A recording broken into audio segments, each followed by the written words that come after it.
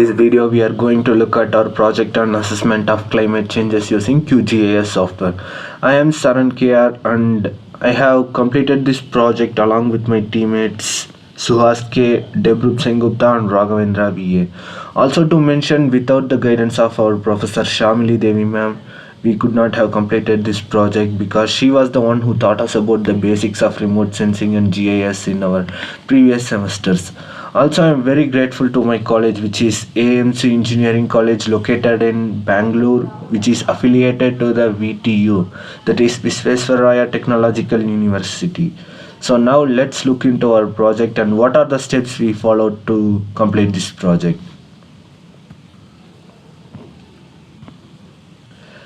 So first of all, climate change is a most pressing global change in our current time because it's gonna impact our ecosystem, economy and human societies. So due to the global temperature rise and patterns of precipitation shift and extreme weather events can become very frequent through these kind of climate changes. So to understand these tools to analyze these kind of data is very important than ever.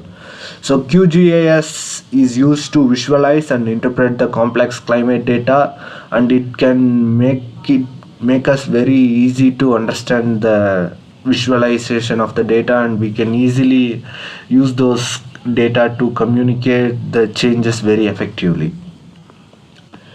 So why we are using QGIS? Because QGIS is an open source software, so anybody can use it very easily without paying any sort of amount to the company or government. So for example, if you take ArcGIS, it is a paid source, so you have to pay a amount of money so that you can use it. But QGIS is not like that, it can be used by anyone for free. So what we are going to do is we are going to create the climate prediction map of 2030 for the state of Karnataka in India. So the main aim is to assess and analyze the climate change patterns in 2030 in Karnataka using QGIS software. So here you can see the literature survey. So I have done 5 papers for just for understanding, but we have gone through many other papers, but for this presentation I have attached only 5 of this paper. You can look over here. So what is the methodology we followed?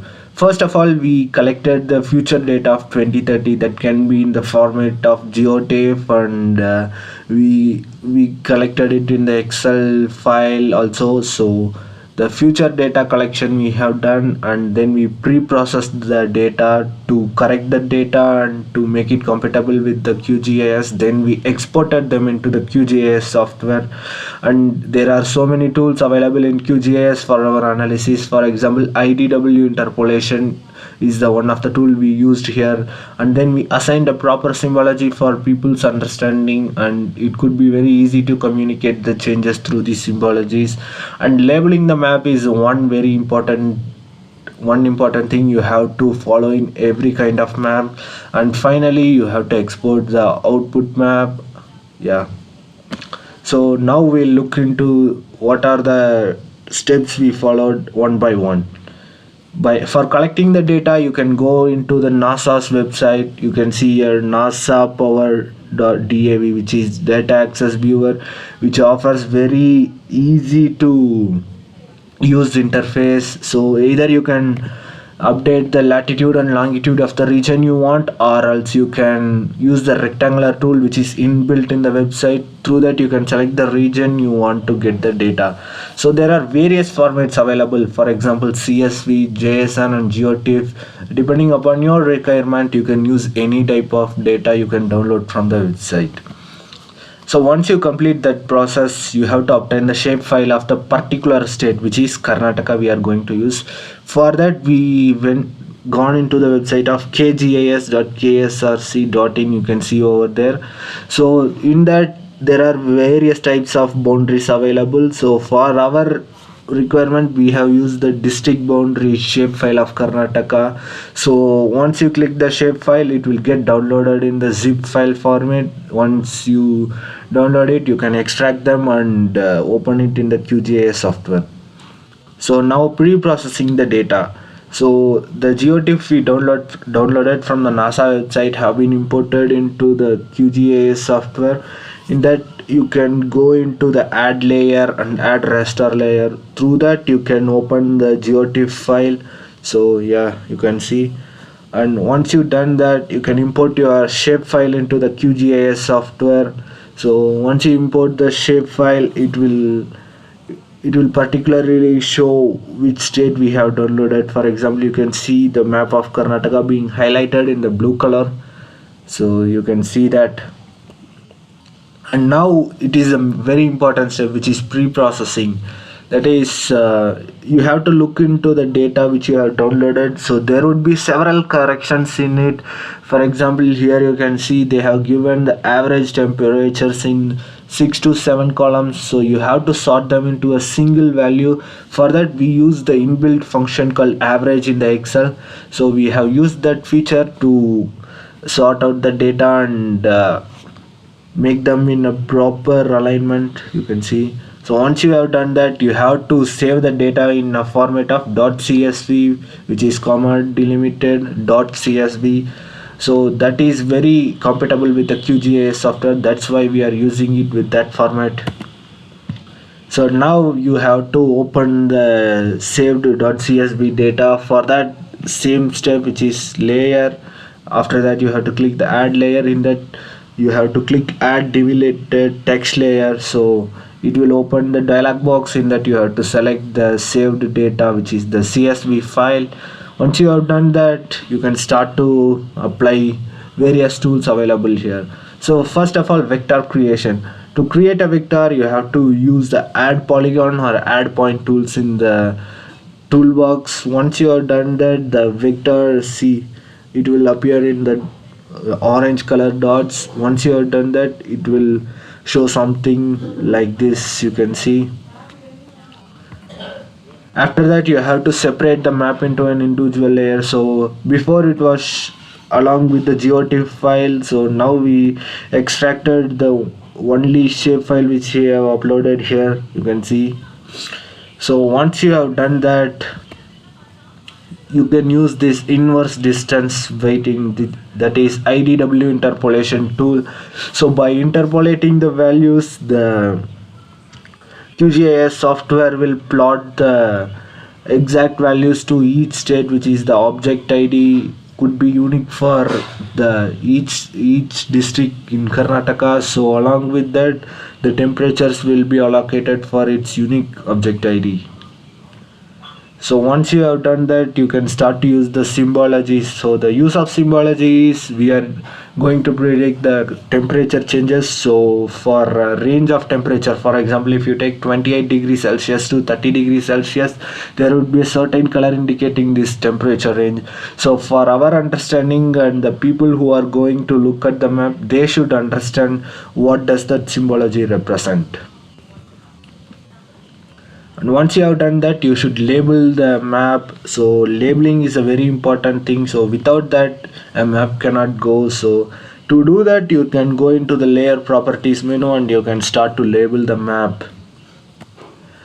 Once you have done that, you have to open the print layout for the final map. So in print layout, you can take a printout of the map or you can save it into a format which you want to share. For example, I am going to do it as a JPG or PDF. So once you have done that, final map will look like this.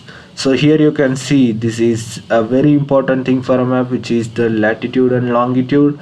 And here is our title, which is climate prediction map. A legend is very certain for any kind of map. So see, the green color represents the temperature range between 28 degrees to 32 degrees Celsius. So here you can see the Kodagu district, the Chikmagalur, the Belagavi, everything would come under that.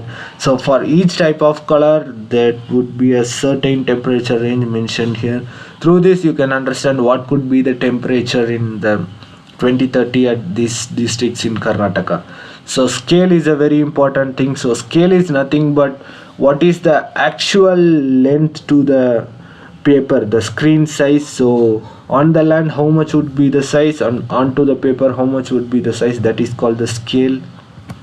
And so these are the advancements in the QGIS which could be integrate them with the machine learning, also enhanced plugin developments, also collaboration and data sharing, because since this is a open source software, so collaborating and data sharing could be very easily done, and many collaborative research projects could be completed with very ease. So, what are the insights we got from this QGIS mapping? So, first of all, we can understand the climate projections for Karnataka. That is the sea level rise in the coastal regions, the temperature increases also we could be able to identify. And second, that is agriculture and food safety, that is crop diversification. What kind of crops could be cultivated in what kind of season, that is we can know about the temperature, then we can select the type of crop which we are going to cultivate in our land. Also climate smart agriculture is using these softwares. You can schedule your harvesting periods and sowing periods, everything could be done by this. So water resource management also could be easily done with these insights. And ecosystem conservation, which is you can see wetland conservation is a very important thing, because protecting this Ranganathitu bird sanctuary can mitigate our flood risks and sustain biodiversity. And finally, education and public awareness, because public are the main ones who is going to sustain any kind of change we want to make in the society. So by understanding this QGIS mapping and QGIS softwares, and by looking at the map, people should be able to realize the upcoming threats we are going to face in our state. So knowledge sharing platforms like creating forums for sharing best practices and success stories can accelerate learning among the people. So stakeholders also can take note of this and use them in the policy making. So the conclusion is, through this insight, the decision making processes, the state can adapt various measures to its unique vulnerabilities and its strengths. So, and the main thing is, extreme events could be sorted out by understanding the future climate predictions. Also, industries, academia, and communities are essential to be built in Karnataka, so that they can share the knowledge and they can spread awareness among the people. So that's it for today's video, and I will meet you in another video. Thank you guys. Take care. Goodbye.